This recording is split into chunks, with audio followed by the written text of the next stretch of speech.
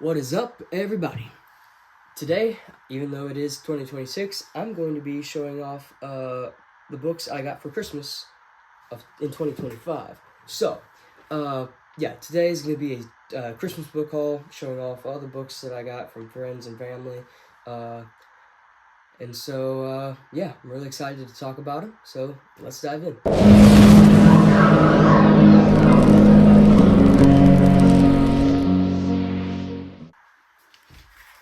Alright, first up, we're going to get a nonfiction book out of the way. A good friend gave me this. It's a John Piper book called Don't Waste Your Life. Essentially, it's a book about how believers can live a life honoring God and to the fullest. Because we as Christians are called not to waste our lives. Instead, we are called to live life honoring God, loving people, making Him known. And this book tells you how to do that in an effective way.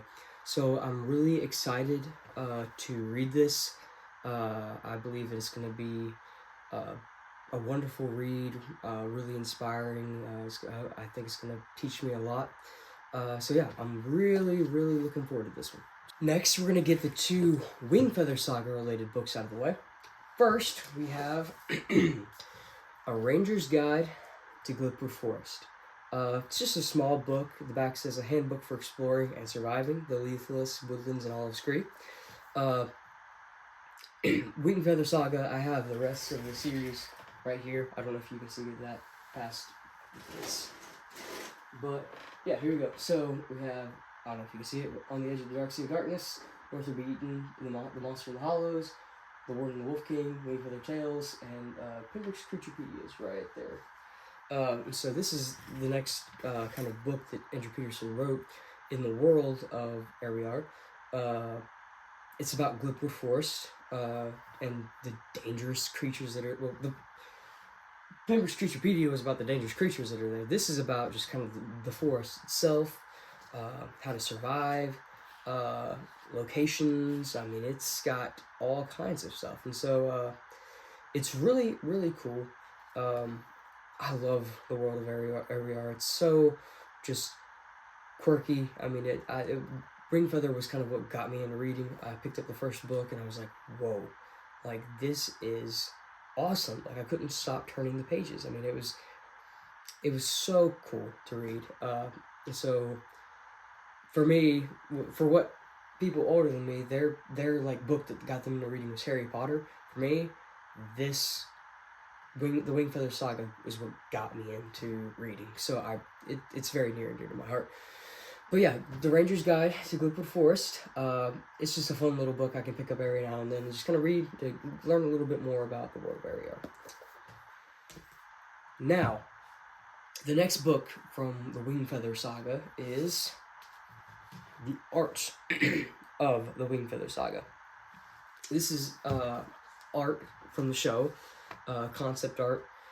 It's really cool to see how the development process went in the art, because you get to see older variations of characters, how they kind of develop that character into what we see on screen.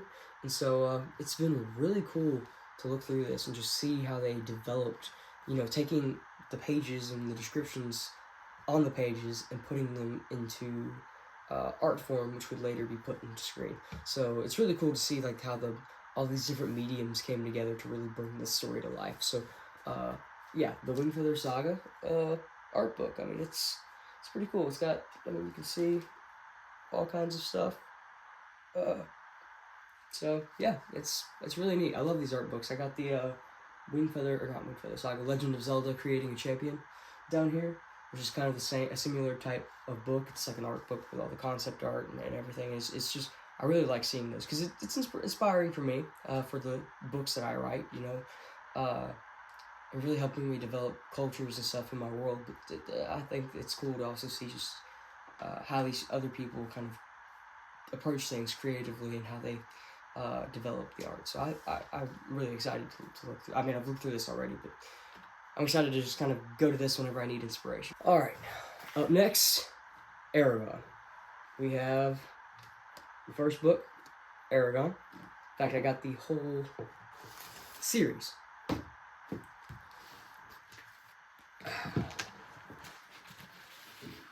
So, as you can see, the books get progressively thicker as the series goes along. Now, I've heard criticism for these books. Basically, the criticism is that they essentially were heavily inspired by Tolkien, and that, you know, it's essentially like Tolkien fan fiction. I've heard that, but I've also heard that for a lot of people, this is what got them into fantasy. So I really can't wait to read this, because I mean, while yes, it may be heavily inspired by Tolkien, the fact that it's, you know, different fantasy, or a different fantasy book, it'll be cool to just kind of read something different, something new. I don't know much about this. I watched the movie a while ago, and then I heard that the movie was like an abomination, and yeah. So I'm excited to read this. I think Christopher Paolini said that there's going to be a TV series coming out soonish. I don't know when it's supposed to be coming out, but an Aragon TV series is on the way, supposedly made by Disney. And seeing the way that they've approached Percy Jackson, having Rick Riordan helping with the show, it's really promising. I think that it could be a fantastic show and book accurate if they do it right. So yeah, I'm excited to read these. Hopefully I'll get them read before the show comes out, so that, you know, I'll be able to talk about it from a perspective of a book reader.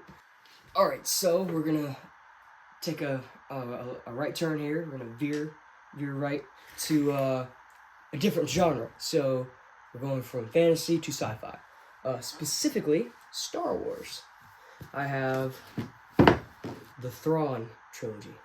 We have Heir to the Empire, The Last Command, and Dark Force Rising. You can see the covers here. This is the cover for Heir to the Empire, cover for Last Command, and the cover for Dark Force Rising. These books I've heard described as what the sequel trilogy should have been. So I'm really looking forward to reading this. It has, you know, Luke Skywalker,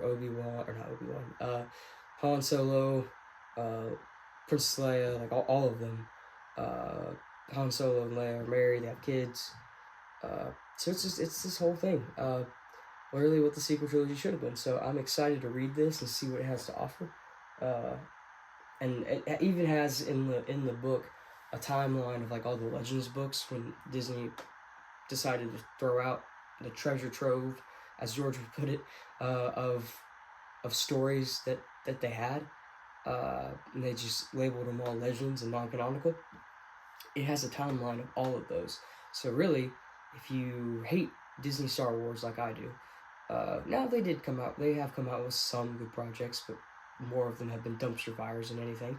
And you hate Disney Star Wars like I do, you could just go through and try to read those books. I mean, that's what George approved of, and that's what was Star Wars for the longest time. So if you really want to kind of go back to the old stuff, this is where to go.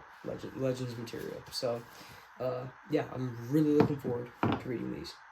I think I'm gonna read. So I have on that shelf up there the original Star Wars trilogy. I think I'm gonna read the original Star Wars trilogy and like go into this, because this does take place after the original Star Wars trilogy. So I think that's how I'm gonna do it. I may even read. I got another Star Wars book that takes place like even before the Star Wars trilogy. So I may just kind of go read those in order. The final book of the day, The Princess Bride. I love this movie. It's fantastic, so quotable, hilarious, and so when I found out that it was a book, I was like, yeah, I've got to get this.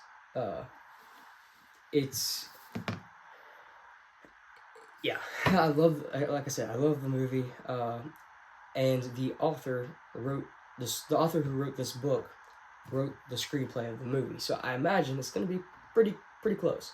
But yeah, I cannot wait to read this. It's a pretty big book, as you can see. The pages are big, so a lot of words can fit on I mean, it's not too bad when you look at it. I mean, it really isn't. I mean, it's not like a Tolkien book where like it's just a wall of text, you know. So I mean, it's relatively. It looks like it's gonna be relatively an easy read. So I mean, I'm looking forward to it. I can't wait to see if it's like super different from the movie or if it's like actually really close. So yeah, I'm really looking forward to this. All right, special thanks to the friends and family who got me these books. Thank you so very much. I'm super grateful for them. I can't wait to read each and every one of them. And thanks for watching. What books did you get for Christmas? Have you started reading any of them yet? Let me know down in the comments. Also, if you have any other thoughts about fantasy or sci-fi, let me know that too. Let's start the conversation, right? My goal is to talk about fantasy and sci-fi in just a civilized way, to have just good discussion about the things that we love, because I think that really needs to be brought back in nerd culture. Just being able to have conversations and disagreements about things related to fantasy and sci-fi and fandom and stuff like that. So, yeah, be civil, be respectful, but head on down to the comments and let's talk. Also, if you liked this video, hit the like button, subscribe. Like I said, I do all kinds of fantasy and sci-fi content here. I cover news when I can of the various franchises that I love, and so yeah, I'm really looking forward to 2026. I think that we can try to grow. It's gonna be good. So yeah, join the discussion down in the comments and. Head on over to the channel and watch some more videos and see what you think. So, thanks for watching. Peace.